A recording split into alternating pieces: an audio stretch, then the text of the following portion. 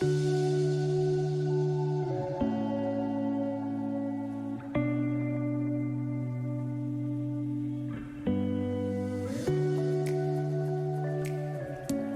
right. Hey, everybody. Thank you for joining us this week. It is week number 4 on Unraveled with Matt and Lisa. I am Matt, obviously, and she is Lisa. Hey, glad to be here. Glad you're here with us. That's right. Thanks for joining us. Yes, and we have just, we've enjoyed this so far. Thank you for following us on all the different platforms we're on, whether it's Facebook, YouTube, or on our video platforms, obviously, but our audio platforms, Spotify, Apple Music, Amazon, and Google Podcasts. So, yeah, thank you guys for just being a part of this. And we love hearing some of you even sharing your stories, some of you just the encouragement you've given us and how maybe we've encouraged you as well through our walks in life as we unravel the mysteries of family, marriage, ministry, and all the things in the world that just need unraveling sometimes, right? That's it. And there's a lot of things in the world. A lot, yes. So, yes, thank you for following us. We want to make sure that you actually click follow if you haven't done so already so that you get notifications whenever we upload something new. Yeah. And we also really encourage you guys to share either the video you're watching right now, or if you're listening on one of the podcasts, that you share those podcasts, especially if you know somebody that would benefit, that could learn from anything, that could be encouraged by something. And so please share, like, comment, save, whatever. Yeah. Download. All the things. Back to all the things. Take it with you. Take it with you everywhere you go. Well, we can get you to and from work. Sure. You can be riding with us. On those angry drives sometimes, for sure. Yeah. Because they can be pretty angry. It's nice to have something if you're positive, driving, yes. Whatever. I don't want to talk about that. That's going to be on a different show for sure. I think that should be that would be anger an interesting management. show. Anger management while in the car. Yeah, for sure. But no, just it's nice to just have something positive and peaceful, hitting your ears while you're either driving or just out on a walk or just sitting in bed or whatever. So yeah, we are glad to be again doing this, and thank you for your encouragement, helping us move forward each and every week with that. So before we dive in, though, I have to share a story about something that happened to us. And so Matt and I, our family has been working really hard on our budget and working to be more conservative, especially when it comes to eating out. And so we had decided a couple weeks ago that so Fridays are typically our date days. We highly believe in dating your spouse, and so Fridays we are both off. And only your spouse. Only your spouse. Only your spouse. But we love to spend our Fridays, especially since our kids are in school. So we spend our Fridays going out on a date. And so whatever that looks like, sometimes it's lunch, sometimes it's Costco. I mean, it doesn't really matter. Super romantic getting Costco, samples. But it's more of that time that we spend together, just laughing and talking and interacting with one another, with that being our sole intention of just being intentional with one another. And so we decided to go out to lunch, even though we were trying not to go out to lunch. We decided to go out to lunch, and we decided that sushi was just calling our names. It was. It really was. We needed some sushi. Sure. Hey, we will take it anytime. It's one of those things. If you know, you know. You do. If you love sushi, it just always. And if not, always calling, always beckoning. We will be happy. You could take us. We'll be happy to take you and let you try our favorites as well. But so we decided to go out and have lunch. And while we were having lunch, we decided our topic would be things we want to talk to you guys about, things we want to share, things we want to unravel with you. And so we spent our lunch just talking and interacting and plotting, I guess, what was going to be the future of our podcast. And so when all was said and done, our waitress came over to us, and we're waiting for our bill, and she said, "Your bill's been paid." And somebody had anonymously paid for our lunch, and so we both with their tip, paid for everything. And so we sat there completely stunned. Matt looks at me and says, "Do you know anybody in the restaurant?" And it's the awkward look around. I glanced around and I didn't see anybody I knew. But what we did know was that we were tremendously blessed that day. And it was, such a a huge thing for us that yet again, God just blew our socks off. We walked back to the car just completely stunned by that blessing. And so to the person, if you're listening, whoever bought our lunch, thank you. Thank you very much. That was such a huge blessing. And especially as we were just talking about this podcast and that was the blessing that came from it. And you blew our minds. We were definitely stunned. And so it was just a super cool thing that happened to us that I wanted to share with you guys because I'm still pretty shocked by it, to be honest. Yeah, I was too. Just walking out of there, we're walking back to the car, looking at each other like, yeah. Yeah. Even our waitress, she was like, have a great day. And I like, we just sat there staring at her like, wait, what? Because naturally your reaction is you want to go thank somebody. It's like, so we're kind of just, scanning over the crowd without trying to make eye contact with people. Somebody obviously really knew busy. us. Yeah. It was a busy time at the restaurant, of course. And of course you want to go say thank you, but so we kind of awkwardly just were looking over our shoulders as we were walking out the front door, trying to find a familiar face. So, but God didn't want us to know who it was, and so whoever stepped out of their comfort zone, whoever blessed us, double back on you. That's what we're saying. Yeah, it was incredible. Sure. So thank you for that. So, super amazing. Yes, just one more of those things we get to share with you guys about God's goodness and His faithfulness, and we got to just see that just a couple weeks ago. So it was amazing. So today we figured we're going to dive a little deeper into parenting and a little bounce off of last week, kind of as we were talking about Emma with being diagnosed with cystic fibrosis and how that affected us as parents. Part of that, journey we want to talk about today was what it looks like for, Ava and Abby, her siblings, and how that affected them and how that affected us in parenting them differently, or giving the extra attention, or trying to keep their minds and hearts busy while things were always happening in children's hospitals that you were staying in. So there was a lot over the last 10, 12 years that it's all a blur. It on really one is. hand. It kind of is a blur, but the more we start talking about it on the show, and it kind of pulls it out. So and the more that we talk about it after the show, and we're digging deeper even internally with us, we start remembering other things that have happened and popped up. So So when Emma was diagnosed, she was 18 months old, and Abby was 2. No, 4. She was almost 4. I had to think about that. Yeah, almost 4. Yeah, she was almost 4. And so she was just a little thing herself. And now she had mom and dad who were gone, trying to deal with everything going on with Emma. That first hospital stay was, we were only there 6 days, but she was with my mom. And so she hung out with her Meemaw. And we were just trying to make sense of everything. And so she was just incredibly young. Yeah. And one of the CF families that we talked about last week, the mom of that CFer called me. And she actually called me while I was sitting in that same garden that I talked about last week. And she said to me, if you hear nothing that anybody ever says to you, hear this: treat Abby the same way.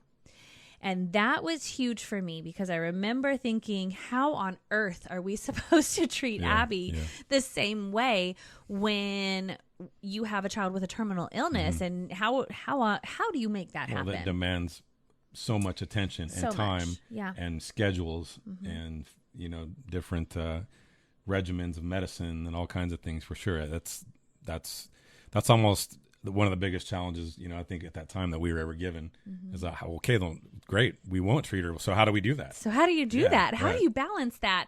And, I remember us going home after we finally kind of wrapped our heads around all of this and thinking about that. Don't treat Abby any differently. And trying to process, okay, what does that look like? And so Abby began her journey of becoming a true big sister. And so Abby, we made her responsible for Emma's treatments, her vest treatment time.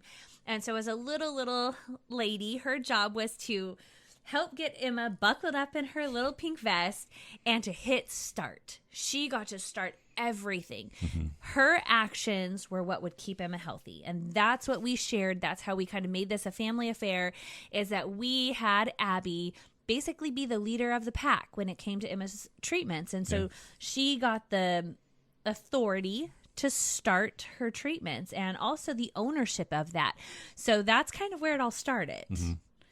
Yeah, holding on the nebulizer, on Emma's face at the time too, because Emma wasn't fond of this strap going around her head to hold it there by itself. So, so Abby, got the hold on her face. If Abby wasn't doing it, obviously one of us were, but we all sat there together as a family. Yeah. So it wasn't, that was the other thing I think that was huge, was that we didn't isolate Emma or Abby during that time period. This was a family affair. We're doing this together as a family. And so we're all in. And Abby took some ownership of that, and we let her help bring over some of Emma's medicine to the table and help us with those kind of things. And then when Emma would be in the hospital, I would go to the Dollar Tree the day or two before that if we knew, and I'd leave gifts for her that came from Emma. And so Emma would leave her a special gift basically every day that she was gone. And so we would always do something like that. And then when we got home, it was a really big day when we finally got home from the hospital. The day after we got home was Abby's day. And so anything that Abby wanted to do, we would do. And so I remember one of the first, days that we did this, Abby, we finally are home, and she wanted to go, she wanted peaches and popcorn at the park. And I was like, are you learning letter P this week? What is going on? Preschool. But that is what we did. And we packed up a lunch of popcorn and peaches, and we went to the park, and we just sat and had that time together. You came and joined us during your lunch break. Yeah. And it was just something that was super special. But it also made her realize that even though our time was spent, my time during that time, because you were home with Abby, my time was spent dealing with Emma in the hospital. When we got home, that next day was all about her, and it was how special she is and what she wanted to do. It was like a yes day for Abby. And so that was kind of how we navigated those early years. You got to spend a lot of time alone with her during that time period. So how was that as a dad, having to feel a lot like a single dad during that time period in a lot of ways, because it was just you and her? I know my mom stepped in a lot to help when you had to work. I think that's what I need to note too, that, when this first started happening, it was a little bit of a shock in my schedule, because I was working early mornings into later afternoons in parks maintenance, and so parks and rec maintenance. And so it was hard for me to navigate that at first. And so Lisa's mom, Debbie, helped. She would just take Abby during the week pretty much, and I would get her on the weekends. Kind of felt like a shared creepy custody battle with my mother-in-law. I'm coming over the weekends to get my daughter. But so that's kind of how it happened at first. But as the cool thing too about where I was at the time with work, was there was also preschool there. And so getting Abby involved in the preschool with her cousin Braden was just huge as well. And so it just, it was important for us. I mean, obviously too, to not wreck her schedule, to keep the normal schedule. It's like, hey, life's going on. Dad's working, mom and Emma are at the hospital, but you're still going to go to school like normal each and every day. And when we get home, it was just, if I didn't run Abby to McDonald's for chicken nuggets and fries, then I would just, again, it was always just giving her all the attention I could, and when a lot of times I wanted to go home and just crash, or a long day in the sun or something, I just wanted to veg on the couch, watch movies. Oftentimes, she would just jump on the couch with me, and we'd curl up and watch Barbie movies, or we'd watch Elmo's Potty Time. That was Potty, Elmo's Potty Time. So that was just constant, these normal movies that were so much of our daughter's childhood.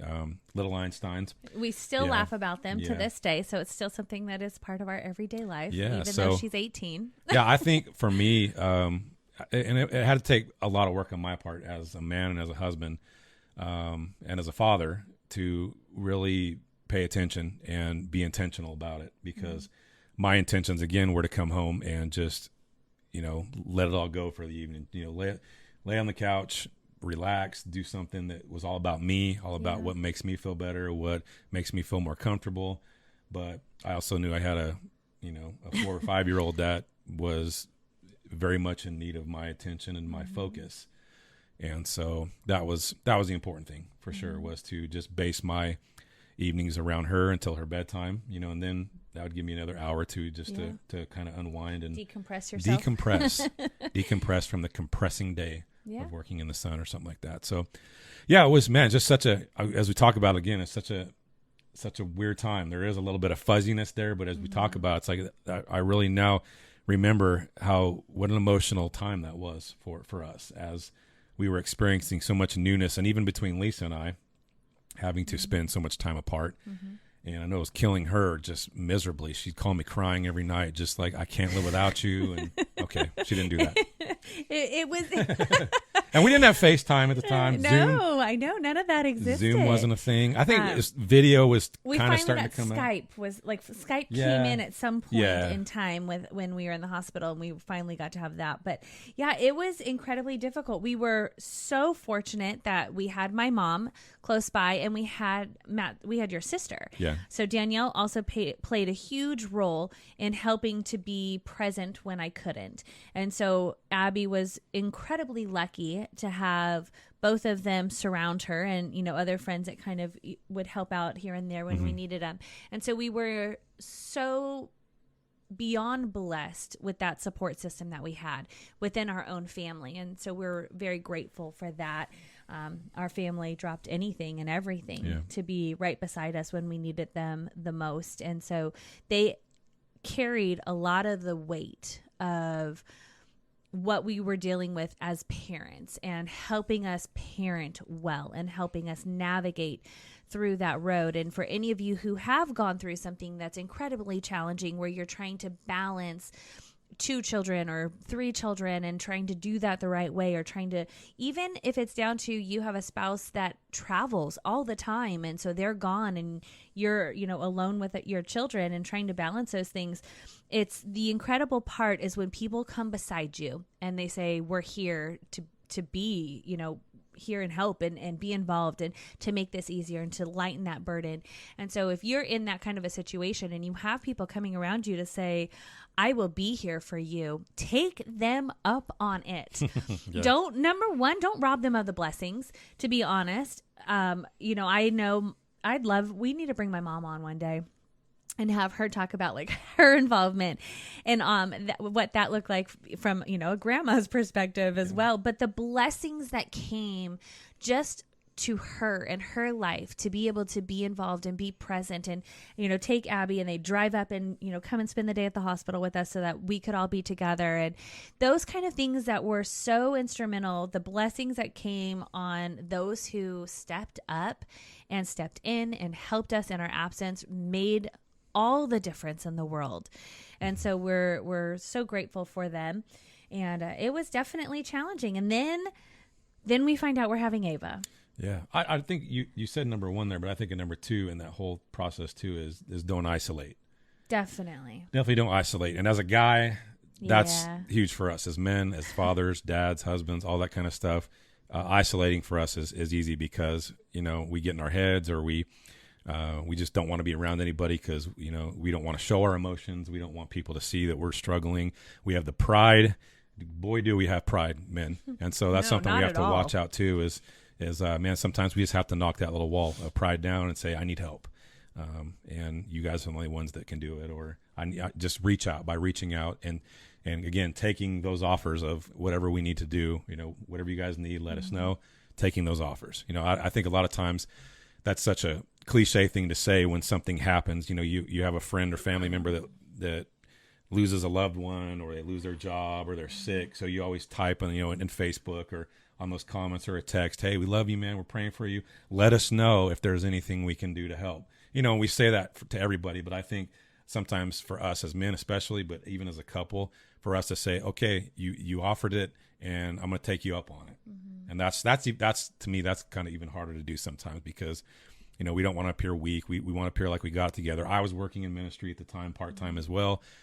So, wanting to have that appearance that, I've got it all together, that everything's going great. No matter what, no matter how hard the enemy's hitting me in my life, I got it all together. And I just didn't.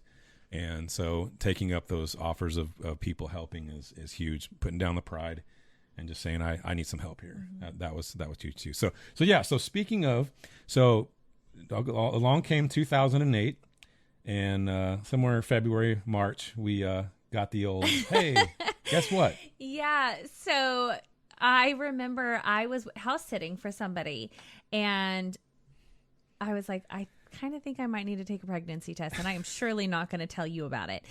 So disclaimer, when we knew that every time that we had a child, they had a 1 in 4 chance of having cystic fibrosis, we decided, well, we did not want any more children. And that was because we didn't want any other child to have to endure cystic fibrosis. So we said, we're done. We're not having any more kids. I made a phone call to my OB and they're like, we can't see you for 2 months. And I was like, don't touch me. Like, just stay away. But obviously God had something completely different in mind. And God knew that we needed the comedy relief in Ava. And God knew that we needed or the patience testing. Or some days. But she's just a ray of sunshine in so many ways. And we pick on her a lot because she is our sassy redhead, but she's amazing. And she came where we thought in the middle of Emma was just diagnosed and now I'm pregnant. You've got to be kidding me. We did 5 hospital stays just while I was pregnant. I mean, I was literally going into labor while we were in the hospital with Emma at Valley Children's Hospital in California. They were like, we don't deliver babies. And I was like, I know you know how to take care of them. Yeah. And so they got to be some kind of room here where you do. You know? I will just push the button when it's time to push. Yeah. But so they ended up sending us home right away and sent us home with home IV meds and nursing and everything like that so that I could go and deliver Ava. And that's where things really got interesting. So knowing that Emma had cystic fibrosis, one of the things that we had wanted to do after a lot of research was collect her cord blood. And Ava came 3 weeks early. So we were not remotely prepared for Ava's arrival. And Danielle came to the rescue while I was in the hospital, just about ready to push, came running in with that cord blood kit. We were able to collect it, had one of the highest cord blood collections in the history of cord blood registry. And so we do have Ava's cord blood sitting in a cryogenic lab in Mesa, Arizona, so that if Emma ever had any diabetes issues, anything like that, we have that for her, as well as for Abby or Ava. So we took some steps, knowing what was going on with our life and having this added blessing coming into our life that we were unexpected, because our plans are not God's plans. And so we took steps to make sure that we could do whatever we could to secure a future for Emma as well as the other girls. So we did that. And then along came Ava. And I remember thinking, don't treat them differently. And now here I'm trying to hold the hand of a 4-year-old, a 2-year-old, and a newborn, because they're all, Abby and Emma are 25 months apart and Emma and Ava are 30 months apart. So they're all little stair steps. And so trying to reel all of that in was difficult. It was very difficult.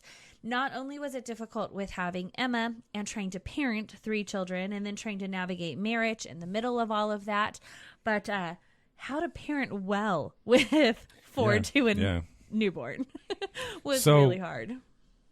Getting back to the idea of how did we parent this? So what was the effect? What was the major effect of having a 3rd child now? You know, obviously our first reaction was, does she have CF2? Yeah. So we took the major steps to get her tested and everything. Yeah. And, you know, praise the Lord, she was negative. But obviously she is a carrier. So, you know, again, as we talked about it last show or the show before, that's something she's going to have to disclose to a future spouse. Yeah, I did joke that we are going to take applications when you want to date our daughters. And I already was. But we do require a blood sample so that we can make sure that you're not a CF carrier. So if you want to date our daughter, it's an intense process. Yeah, and if they treat her bad, then I'll just get a blood sample myself, right? In a whole different way. Game on. Game on.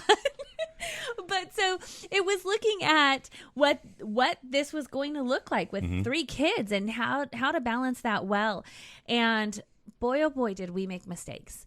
to tell you guys that we had everything all together and it ran so smoothly. I can't even say that without laughing.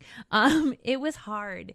It was a very hard balance. If you have gone from 2 to 3 children, everyone says going from 1 to 2 is so hard. No, it's not. Going from 2 to 3 is incredibly difficult in so many ways because you don't even have enough arms to our hold journey. them. We'll just say our journey was. Now, I don't want to say that's for everybody. A lot of people would say different, but most our people journey would was. agree with me. Okay. Well, all right. Most moms, let's correct. Okay. From a dad's perspective, there's that. Most moms would say going from 2 to 3 when they're that little is so hard because you can't even hold them all. You just don't even, you don't have enough hands. Gotcha. Try unloading them at the car by yourself Getting or at the store. the 3-seat jogging stroller, all that fun stuff. yes. Taking that to Disneyland, that was always fun too. It was.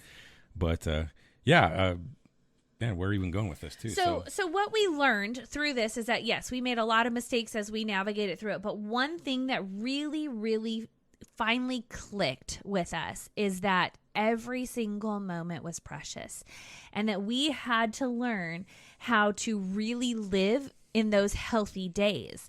And so as the kids continued to get older, we would, if Emma was in the hospital, we would honestly, when we got home, I would call the school and say, we're taking a mental health day. Funny thing then, nobody knew what I was talking about. Now, if you say you're taking a mental health day, people are like, okay, may you feel better. But then I remember calling and the principal was like, you're doing what? And I was like, we're taking a mental health day. We are all healthy. And so we are all going to enjoy life. And we did. We went and packed up and we went to Disneyland and had the best day ever. And so we would live in those moments because those moments were fleeting. And we knew that in those moments that is where our girls were going to see the best of us as parents. It was in those moments where we could put everything aside, all of the stress, all of the heartache, all of the hard, all of the financial struggles, all the things aside. And one of the things that we learned was never, ever, ever, ever, ever fight or disagree in front of our kids. Mm-hmm. That we might look at each other and completely disagree with one another. And there was a time and there's a place for that. They got to see simple conflict management, like things that were, easily fixed. But if there was a big issue that we felt that we had in front of them, especially with one of them, if, I reprimanded one of the girls incorrectly, he had to bite his tongue on that and deal with that later with me, or vice versa. And so we had to learn how to also support one another 100%. And I think that that's something that when you are parenting, you have to fully understand that you have to parent together, regardless of if you think that spouse, that your husband has just, ripped her head apart for no reason. And you're like, you were mean. And internally, he was dealing with it the way he felt, or me, I was dealing with something the way I felt. And maybe I was seeming too harsh, but it was learning how to support one another very well. And also learning how when they said, can I have another piece of candy? And mom says no. And they run over to dad, that dad said, what did mom say? And they say, I don't know what mommy said. Yeah. And then well, if mom said no, then no. Yeah. So it was learning those things and balancing those. And I think that as parents, learning those things and learning how to read each other's facial expressions and learning how to support one another 100%. Even if we thought each other did something incorrectly, learning how to support each other 100% in front of our children made all the difference in the world. So that family time, that togetherness, and living in the moment, living for the healthy days became our life. Yeah. And so we started walking through that. We, our children truly were, born on like Tuesday and Thursday and at church on Sunday, all of them, minus Emma because she was born on a Saturday. So they didn't release me from the hospital fast enough. So the church came to me that day. If you were, you guys all came over, but she was at church that following Sunday. And so our kids grew up in church. Yeah. And so they were truly PKs. They, had a dad as a pastor their whole life. And so they've grown up in the church. And so growing up with a sister with a terminal illness and in the church, our girls are strong. Yeah. All the odds against them for sure, Yeah, they're incredibly strong. The PK, what do you call it? The PK umbrella that sits over a lot of kids sometimes, unfortunately, doesn't play out as well as some others do. I know a lot of PKs. I mean, I grew up in church and singing in different churches and going to church camps. I know still am in contact with so many people on Facebook that I went to church camps with that are all PKs, and some had their own little journeys, some had some rougher journeys, and some just God's just had his hand protection over them their whole lives. And so it just plays out differently for a lot of kids in those situations. But I'm just, I look back now and thankful, like I'm so thankful that even our kids did have a few bumps and bruises, over the past couple of years. Man, they're good kids. They're very good they're kids. Open, they're honest. So we hope, we believe that, they talk to us. They don't, they don't just, we might get that occasional, I don't want to talk about it, or just nothing. What's wrong? Nothing. I'm fine. Yeah. I'm fine. We might get that occasionally, but for the most part, they know mom and dad are always going to press them, not in a bad way, but in a caring way that, we're going to sit here until you're ready to talk. And that's been something that we, despite being, whether I was in ministry or whether I was in working Parks and Rec or selling tires or all the different jobs I've done since our kids have been with us, that has been important for us. It's been important for me as a dad. It's been important for Lisa as a mom, that we are always available for our kids, verbally available always, but, physically as much as possible. And mentally and emotionally. And because we have moved from California to North Carolina and North Carolina back, and then now to Texas. And I have had the unbelievable privilege that you have worked incredibly hard so that I could be home with our kids. And Emma's health has obviously dictated that on so many levels, because I had to be home. There was no job that would have hired me to be gone for multiple weeks at a time. But you worked incredibly hard so that we could stay home. Or I could stay home with our girls and be present with them and raise them.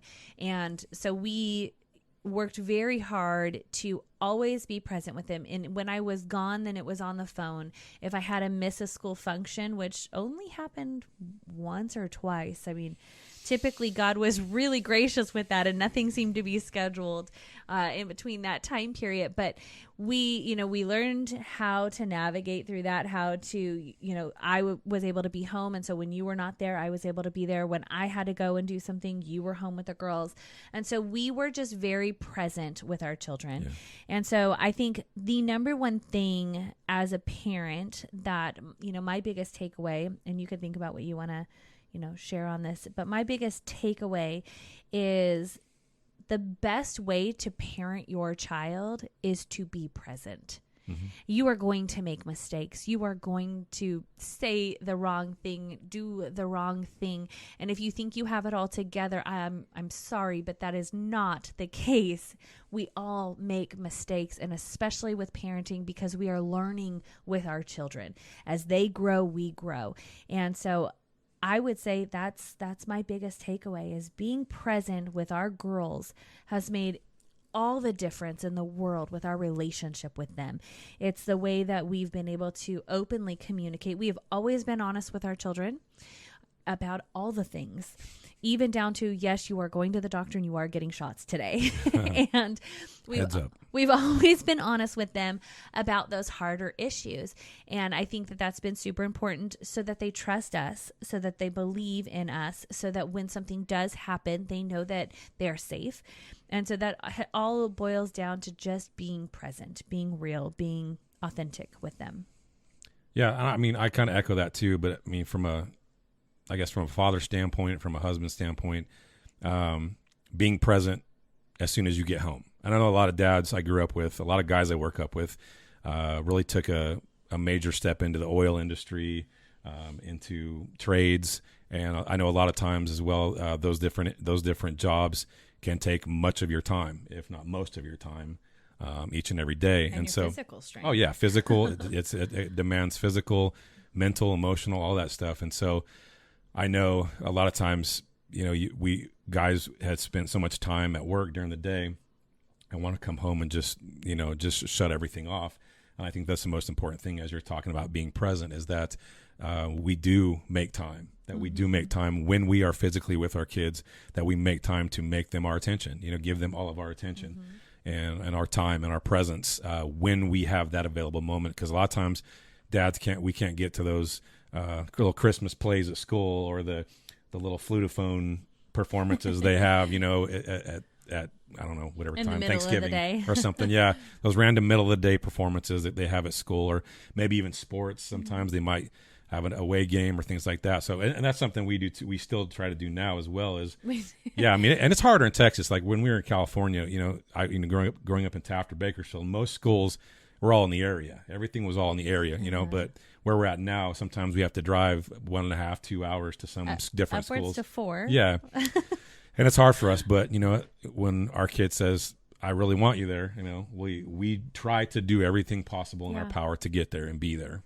Yeah, and I think important. when your teenage daughter or son looks at you and says, I really want you there, whew, because that's rare. there. That's rare. Yeah, especially for a teenager. A lot of kids will just say, I'm glad my parents aren't around. Yeah. Glad my parents aren't, in my business all the time or stuff like that. But just even despite that, it's like, I know you get tired of me. I know as a dad, I know I probably make you mad all the time, but I'm still coming. I'm still going to be there. I'm still going to be at your game. I'm still going to be at your performance or your band performance or whatever it is. And so going to football games on a Friday night, we love the football, but we're really not invested in the football team because we don't have kids in the football program, but our daughters have been in band their entire high school career. And so we just go, we support our daughters being in the band, sitting as close as we can to them in the bleachers, and we enjoy a football game while we're there too. So we do, yeah. So Friday Night Lights in Texas. That's right. How could you not? It's like it is life. No. But just our presence, man. I think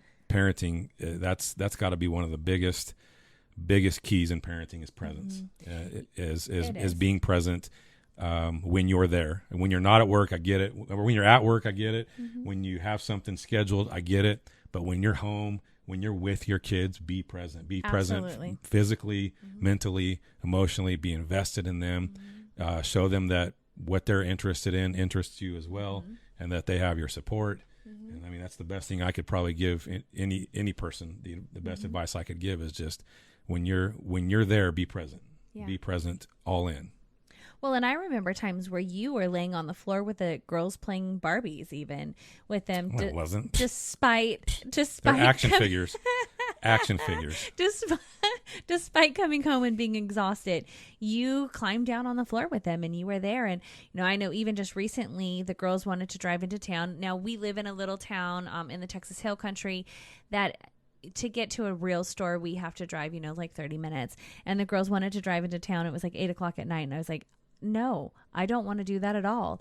And then there was the moment where, I was very serious. I did not want to drive into town. But there was that moment where it clicked in me again, where you only have them for such a short period of time. Yeah. And if your girls want to spend time with you, get in the car.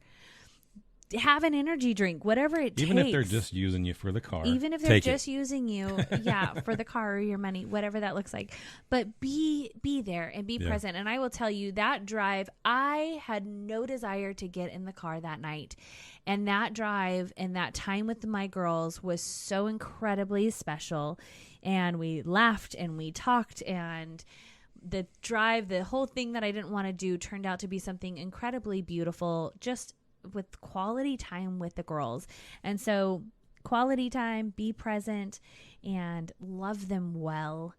Whatever it is that your family is going through, whatever is in front of you, love them well. That would be my biggest. I guess as we wrap this up today, that's again, looking back at having two siblings of another sibling with cystic fibrosis, what that looks like.